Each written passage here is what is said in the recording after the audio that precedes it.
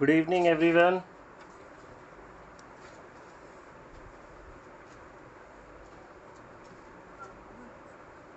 हम अपनी एनालिसिस वाली बुक कर रहे थे।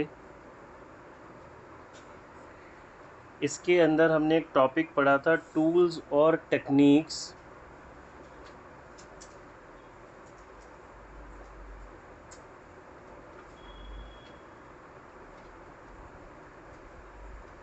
टूल्स और techniques of financial statement analysis.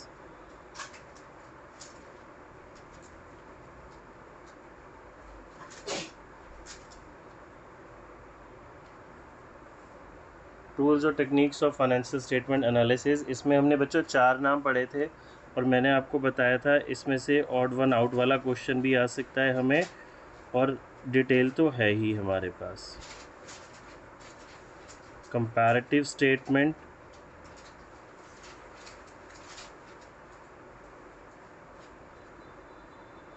Common size statement, ratio analysis and cash flow, CFS।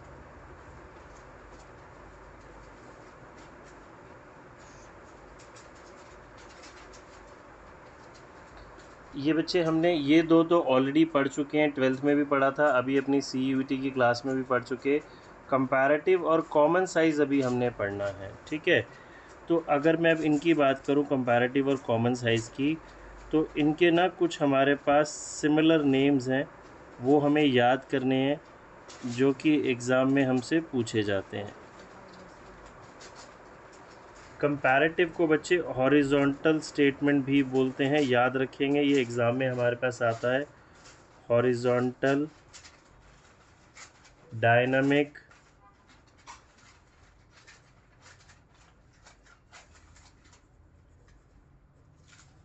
Time series analysis और ट्रेंड एनालिसिस। ये बहुत इंपॉर्टेंट क्वेश्चन है बच्चे, जो हमें पता होना चाहिए।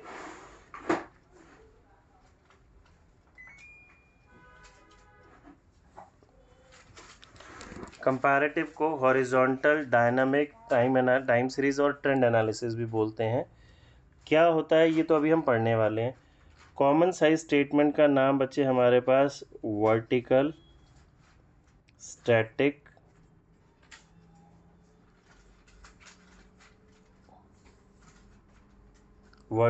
स्टैटिक और क्रॉस सेक्शन एनालिसिस भी होता है। क्रॉस सेक्शन एनालिसिस, ठीक है। ये हमें नाम याद करने हैं, इसके अंदर से तो क्वेश्चन हमारे एग्जाम में आता ही आता है। क्लियर? चलिए आगे बात करते हैं। अब एक कंपैरेटिव या कॉमन साइज स्टेटमेंट क्या होती है, हम इनकी डिटेल पढ़ रहे हैं।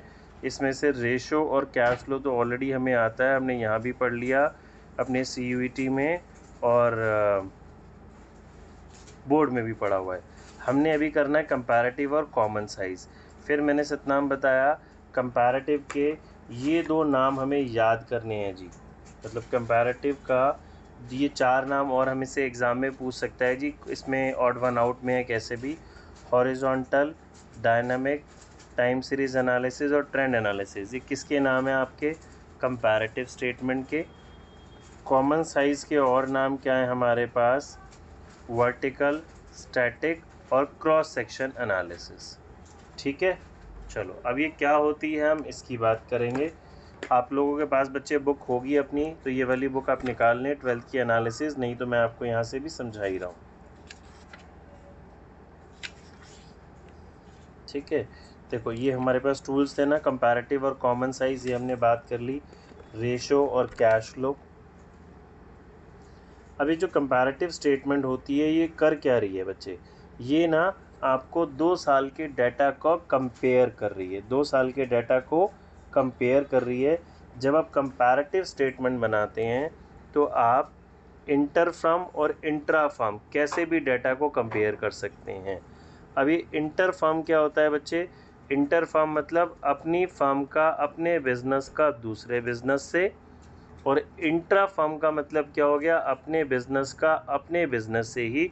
सपोज करंट ईयर के प्रॉफिट्स को, करंट ईयर के फाइनेंशियल स्टेटमेंट को आप लास्ट ईयर के फाइनेंशियल स्टेटमेंट से कंपेयर कर सकते हैं। ठीक है जी, देखो ये यहाँ पे लिखा हुआ दिख भी जाएगा। The analysis is also known as horizontal analysis. मैंने आपको ये ऑलरेडी सारा कुछ समराइज करके यहाँ पे दे दिया, ये बात हमें याद रखनी है। इसमें से क्वेश्चन तो पक्का आना ही आना है आपके पास। चलिए आगे आते हैं।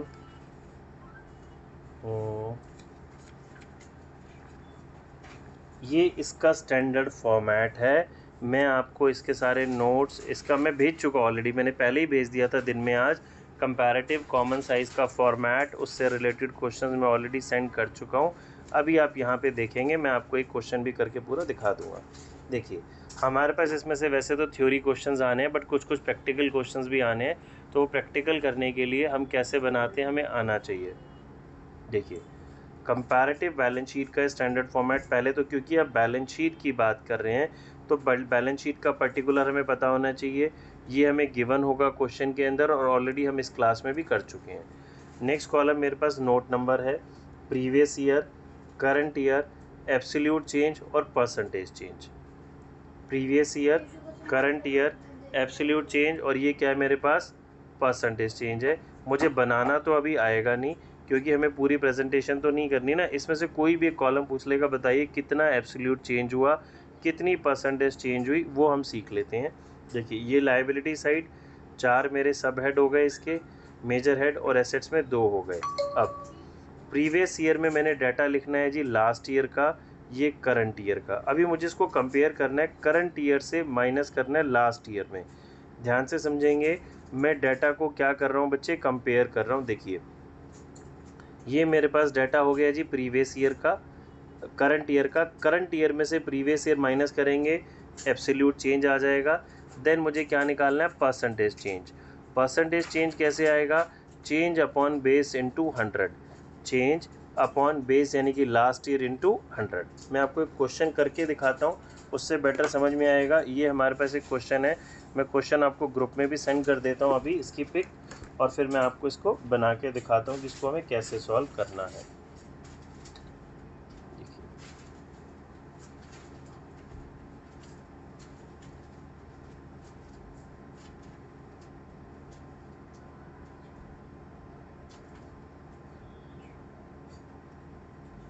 मैंने जो क्वेश्चन करा रहा हूँ बच्चे ग्रुप में सेंड कर दिया है।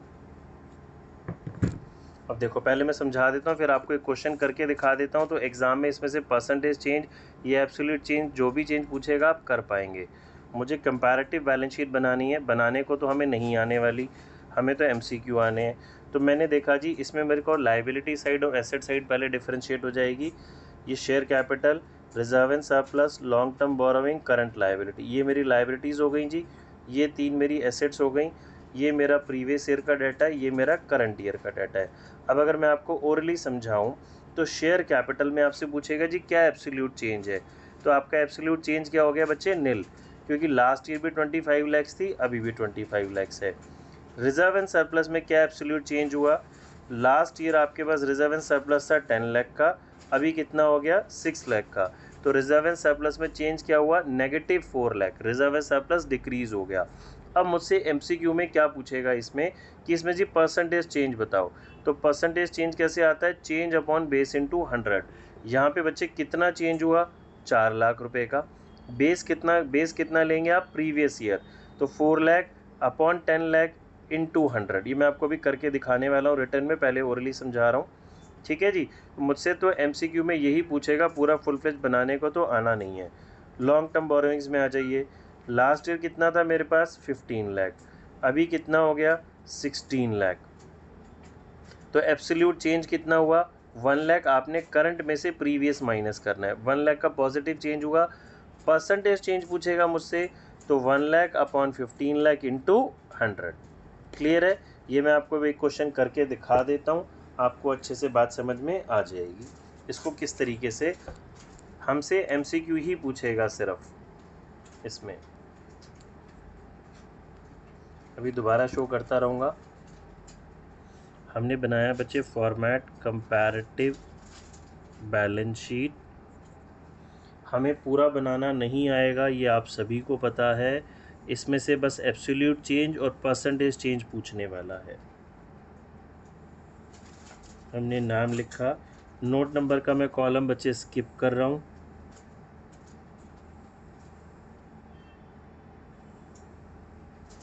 ठीक है, पहला कॉलम मेरे पास आ गया पर्टिकुलर्स। एक क्वेश्चन करके दिखा दूंगा आपको, तो फिर उसकी ज़रूरत नहीं पड़ेगी। 31 मार्च 2016, 17 एब्सोल्यूट चेंज और change in terms of percentage.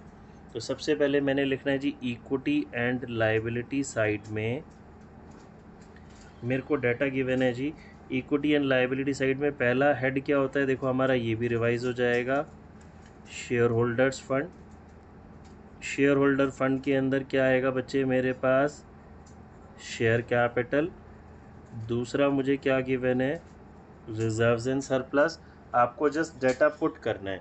2016 में मेरे पास शेयर कैपिटल कितनी थी, 25 लाख। अभी भी कितनी है, 25 लाख। तो इसका एब्सोल्यूट चेंज क्या हो गया, निल। परसेंटेज चेंज भी क्या हो गई, nil. Reserve and surplus last year मेरे पास 10 लाख था, अभी कितना हो गया, 6 लाख। तो एब्सोल्यूट चेंज कितना हो गया, 4 लाख। नेगेटिव, आप ब्रैकेट लगाएंगे बच्चे, ये 4 लाख नेगेटिव हुआ ना, करंट से लास्ट ईयर माइनस करना है। परसेंटेज चेंज कैसे आएगी समझ लेंगे, चेंज अपॉन बेस यानी कि previous year into 100। Change upon previous year into 100। देखिए यहाँ चेंज कितना हुआ था, 4 लैक्स। प्रीवियस ईयर की फिगर कितनी थी, 10 लाख इनटू 100। तो परसेंटेज चेंज भी मेरी कितनी है, 40% है। बिकॉज ये इन टर्म्स ऑफ नेगेटिव है, तो हम भी क्या लगा देंगे जी, ब्रैकेट लगा देंगे। ठीक है, इतना ही है बच्चे, इसमें ज़्यादा कुछ मुश्किल नहीं है। अब आ जाओ जी, दूसरा हेड कौन सा है मेरा, नॉन करंट लायबिलिटी। इसके अंदर मुझे जो क्वेश्चन में डाटा गिवन है मैंने तो जस्ट वही लिख देना है। Long term borrowings,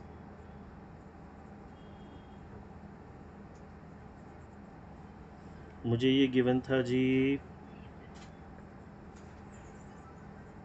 15 lakh, 16 lakh. Change क्या हुआ बच्चे, 1 लाख। परसेंटेज चेंज कैसे आएगी, 1 lakh upon 15 lakh into 100, 6.67। Then तीसरा हेड आ गया मेरे पास करंट लायबिलिटी, 450 था, अभी कितना है, 5 lakh. Change 50,000, percentage change, change upon base into 100। अभी मुझे बस इसका टोटल करना है, 54 लाख, 50,000, 52 लाख। तो यहाँ पे भी मेरा चेंज वही निकलेगा बच्चे। एब्सोल्यूट चेंज कितना हुआ, 52 लाख था करंट ईयर में, लास्ट ईयर ज़्यादा था, तो ये कितना हो गया, 2,50,000 नेगेटिव। और परसेंटेज में आ गया 4.59%। ठीक है बच्चों, इतना करके दिखा दिए, समझ आ गया आई होप सभी को। अब आ जाओ जी मेरी एसेट्स पे। एसेट्स भी सेम हमने कॉपी करना है, इसी तरीके से मेरा बन जाएगा। तो इसको हमने बोला कंपैरेटिव। कंपैरेटिव क्यों बोला, आई थिंक सभी को समझ में आ गया होगा। आप 2 साल के डाटा को क्या कर रहे हैं, कंपेयर कर रहे हैं। ये जो आप बेसिकली कंपैरिजन जो ना कुछ इस तरीके से चल रहा है मेरा, तो दैट्स वाई इसको आप याद रख सकते हैं। याद रखने का तरीका हॉरिजॉन्टल भी इसीलिए हमने इसको बोला। टाइम सीरीज एनालिसिस, बिकॉज आप 2 साल के टाइम को, 2 साल के डिफरेंट ईयर्स के डाटा को कंपेयर कर रहे हैं, ट्रेंड देख रहे हैं कि जो हमारा ट्रेंड है वो पॉजिटिव डायरेक्शन में है या नेगेटिव डायरेक्शन में है। ठीक है, बात समझ में आ गई बच्चे। देखो 16 से 16 अगर आप देखेंगे तो मेरा ये जो टोटल है लायबिलिटीज़ का वो एसेट्स के इक्वल ही होने वाला है। तो यहाँ पे भी मेरे पास क्या हो गया, सेम। ठीक है, आई होप बच्चे सभी को क्लियर होगा। इसमें से थ्योरी का क्वेश्चन या आप जब मैंने आपको जो पेपर्स भेजे हैं इसके आप देखेंगे क्या क्वेश्चन पूछा हुआ है जी, बताइए एब्सोल्यूट चेंज कितना हुआ और change in terms of percentage कितना हुआ। तो आपको यही क्वेश्चन इसमें से आने वाला है। अब किसी को कोई डाउट है तो पूछ लो, नहीं तो फिर मैं आपको कंपैरेटिव अब हम आ जाते हैं बच्चे कंपैरेटिव प्रॉफिट एंड लॉस पे। ठीक है, कंपैरेटिव आप चाहे बैलेंस शीट बनाएं, चाहे कंपैरेटिव प्रॉफिट एंड लॉस बनाएं, जो आपका बेस है यानी कि जो बेसिक है बनाने का वो सेम ही रहने वाला है। ध्यान से समझेंगे। नोट्स में ऑलरेडी ग्रुप में बच्चे व्हाट्सएप वाले ग्रुप में सारे भेज चुका हूँ। इसके क्वेश्चंस, थ्योरी क्वेश्चंस और एमसीक्यूज़ वगैरह सारे मैंने ऑलरेडी उसमें सेंड कर दिए थे। ठीक है, देखो आपका पर्टिकुलर का कॉलम तो मुझे गिवन ही होएगा क्वेश्चन में, ये हमें ऑलरेडी आता है। फिर आगे का कॉलम तो सेम ही रहा हमारा, previous year, current year, absolute change, percentage change. जब हम बैलेंस शीट की बात कर रहे थे तो जो टोटल था मेरा एंड में हो रहा था, बट जब मैं P&L की बात कर रहा हूँ तो हमें पता है जी, पहले तो हम ये टोटल रेवेन्यू निकालते हैं, फिर अदर एक्सपेंसेस निकालते हैं, और टोटल रेवेन्यू में से टोटल एक्सपेंसेस को क्या कर देंगे, माइनस।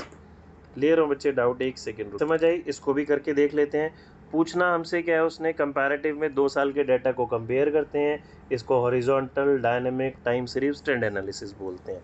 देखो एक छोटा सा क्वेश्चन समझ लेते हैं, यहाँ मैं बुक में ही समझा देता हूँ आपको, करके देखने की पूरी हमें ज़रूरत नहीं है इसमें।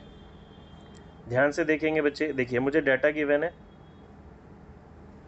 कंपैरेटिव स्टेटमेंट ऑफ P&L बनाना है, RFO है, एक्सपेंसेस है, अदर इनकम है। अब ऑर्डर तो मुझे आना चाहिए बच्चे, ऑर्डर नहीं आता होगा तो कुछ काम नहीं चलेगा। वैसे बनाना नहीं आता बट मुझसे ऑर्डर तो पूछ ही सकता है, वो ऑलरेडी हमने एनालिसिस की फर्स्ट क्लास में बैलेंस शीट और P&L का ऑर्डर कर लिया था।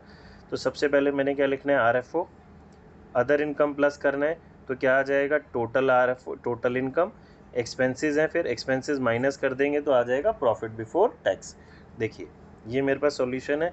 अब यहाँ पे 21 और 22 में मैंने जस्ट कॉपी करना है, 21 में डाटा कॉपी किया, 22 में डाटा कॉपी किया। देखिए 10 लैक्स अदर इनकम प्लस करी, टोटल रेवेन्यू, एक्सपेंस माइनस करा, प्रॉफिट आफ्टर टैक्स। अब एब्सोल्यूट चेंज और परसेंटेज चेंज कैसे आएगी जी, एब्सोल्यूट चेंज कैसे हुआ, देखिए करंट ईयर में RFO 15 लैक्स था, अभी लास्ट ईयर कितना था, 10 लैक्स, तो चेंज कितना हो गया, 5 लैख, 15 में से 10 माइनस करा, 5 लैख। परसेंटेज चेंज अगेन वही वैसे ही आएगी, चेंज अपॉन बेस इंटू 100। यहाँ पे मेरे पास अदर इनकम कितनी थी, 180 करंट ईयर में, लास्ट ईयर कितनी थी, 2 लाख, तो चेंज कितना हुआ बच्चे, 20,000 नेगेटिव।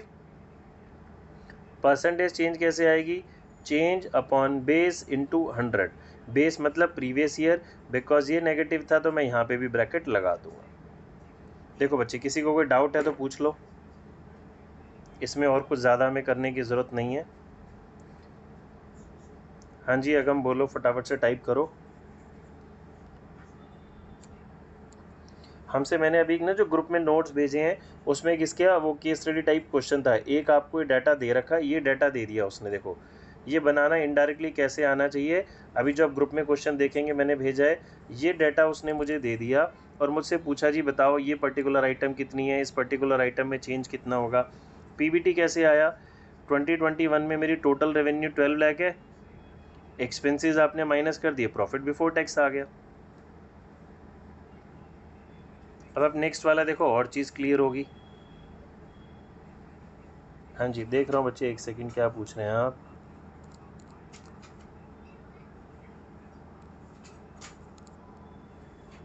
देखिए जी RFO गिवन है, अदर इनकम गिवन है, एक्सपेंसेस है। अगर मैं पर्टिकुलरली यही वाले ईयर का फॉर्मेट समझूं तो 20 लाख में अदर इनकम आपने ऐड करी, 30 लाख रुपीज़ हो गया मेरे पास टोटल RFO, इसमें से 21 लाख माइनस किया। मैं आपको लव करके दिखाता हूँ, देखो ये कॉलम आप समझ लीजिए, एक कॉलम कर देता हूँ, बाकी तो सारे होने ही है। मैं ये 12 वाला कॉलम करता हूँ। RFO बच्चे मुझे गिवन है, RFO कितना गिवन है, 20 लैक्स। मैंने क्या किया, अदर इनकम इसमें प्लस करी,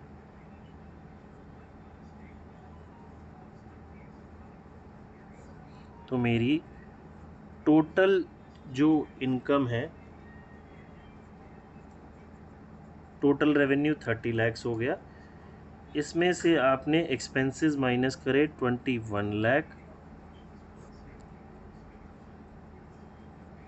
9 लाख बचे, क्या कहलाएगा? Profit before tax. अब मुझसे एग्जाम में ऐसे ही कुछ पूछ सकता है, इसमें प्रैक्टिकल में पूरा बनाने को तो देगा नहीं। अब टैक्स का रेट कितना है? 50%। तो टैक्स किस पे कैलकुलेट होगा? 9 लाख पे। 9 लाख का 50%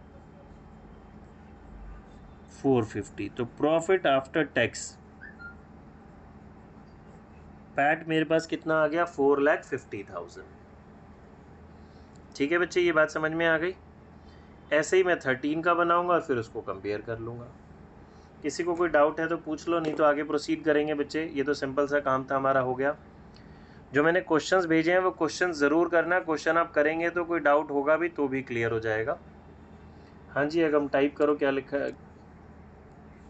कॉमन साइज़ की हम बात कर रहे हैं बच्चे। कॉमन साइज़ में आप बेसिकली, जैसे कि नाम से समझ में आ रहा है ना, किसी भी जो हमारी एसेट्स, लायबिलिटी या आरएफओ की आप क्या निकालते हैं?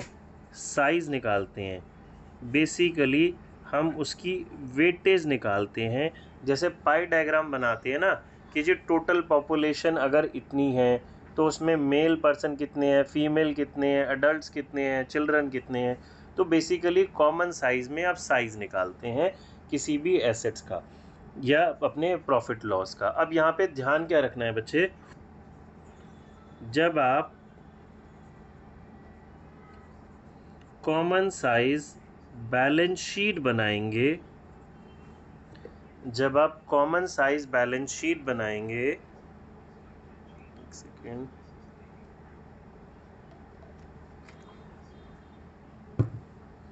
कॉमन साइज बैलेंस शीट बनाते टाइम जो आप बेस लेंगे हमेशा, यानी कि परसेंटेज निकालने के लिए जो बेस लेंगे वो ऑलवेज आपका क्या होगा?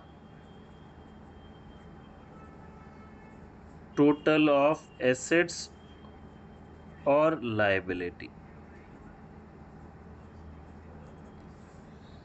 वो क्या होगा?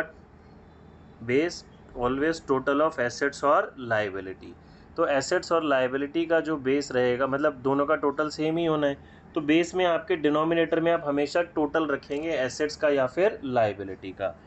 जब आप common size P and L बनाएंगे तो बेस में यानी कि डिनोमिनेटर में आपको हमेशा आर एफ ओ रखना है।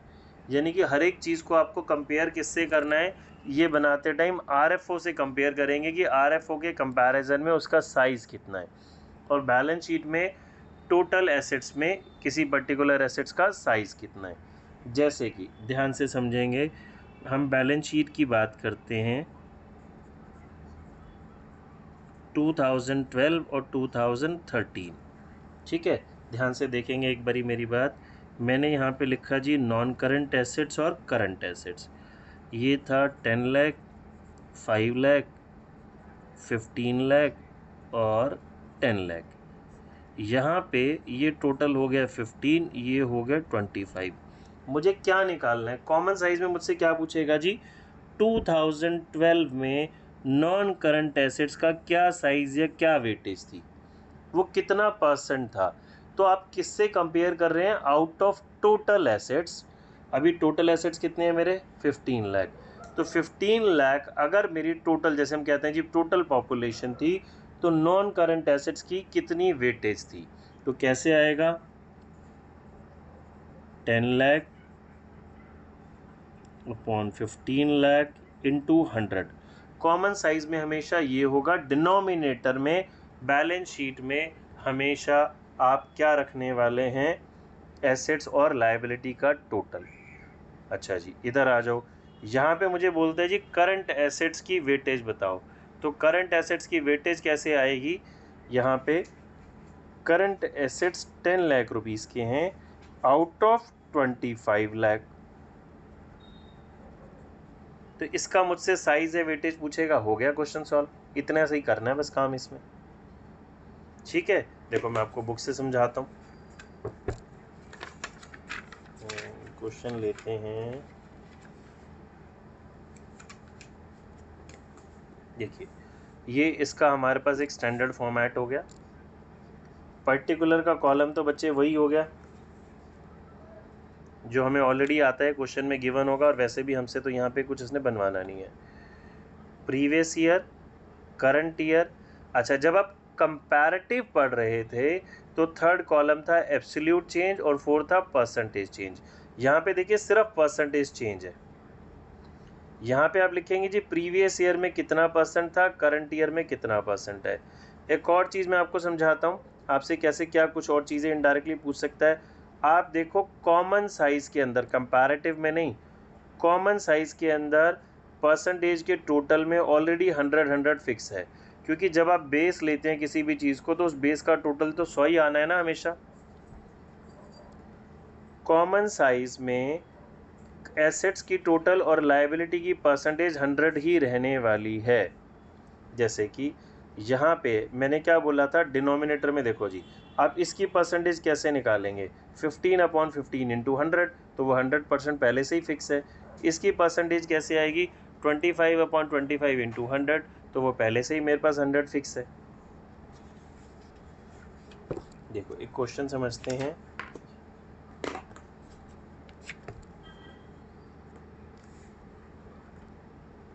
देखिए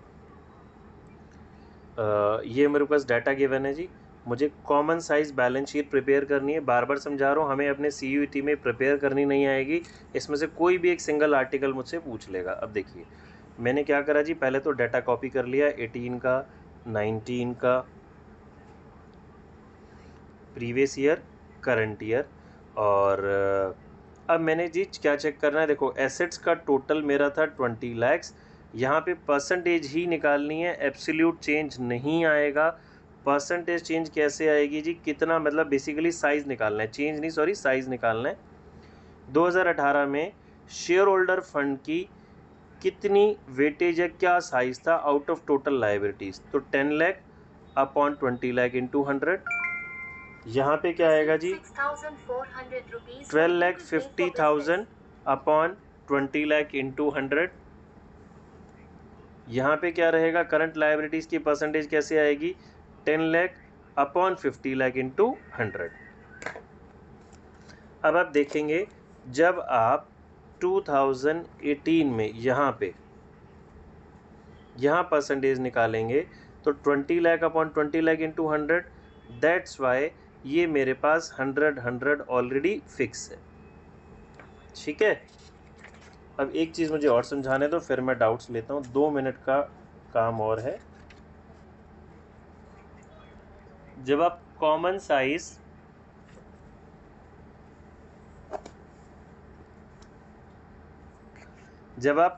साइज हर्षिता जी अभी सुन रहा हूँ, 2 मिनट अभी हैंड लोअर करो, अभी समझाने दो, फिर मैं बात सुनूंगा सबके डाउट्स। कॉमन साइज जब आप P&L बनाएंगे, फॉर्मेट मुझे आता है previous year, current year, percentage change, basically previous year की परसेंटेज, चेंज वर्ड में गलत बोल गया, और करंट ईयर की परसेंटेज। यहाँ देखो मैंने आपको एक छोटी सी चीज़ क्या समझाई थी, जब आप बैलेंस शीट बनाएंगे तो बेस हमारा एसेट्स या लायबिलिटी का टोटल रहने वाला है, तो दैट्स वाई जो बेस था वो ऑलरेडी फिक्स था 100 और 100। अभी ले रहा हूँ सतनाम, 2 मिनट वेट करो, अभी सारे डाउट्स ले रहा हूँ। और यहाँ पे स्टेटमेंट ऑफ P&L में आपका जो बेस है वो क्या रहेगा, RFO। आप हर एक चीज़ को RFO से कंपेयर करने वाले हैं, तो दैट्स वाई उसके टोटल में ऑलरेडी 100 फिक्स रहेगा। ठीक है, चलो मैं पहले डाउट्स लेता हूँ एक बारी, फिर आगे बढ़ो। देखो मैं आपको एक क्वेश्चन करके दिखाता हूँ कॉमन साइज़ का, आपको अच्छे से समझ में आ जाएगा, फिर कोई जल्दी नहीं है हमें। जैसे हमने, देखो मैं आपको बना के बता देता हूँ।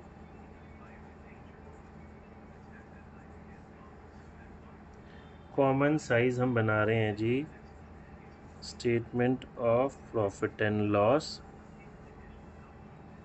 पहला कॉलम हमने लिखा बच्चे पर्टिकुलर्स, फिर हम नोट नंबर नहीं लिखते, ये लिख लिया हमने प्रीवियस ईयर,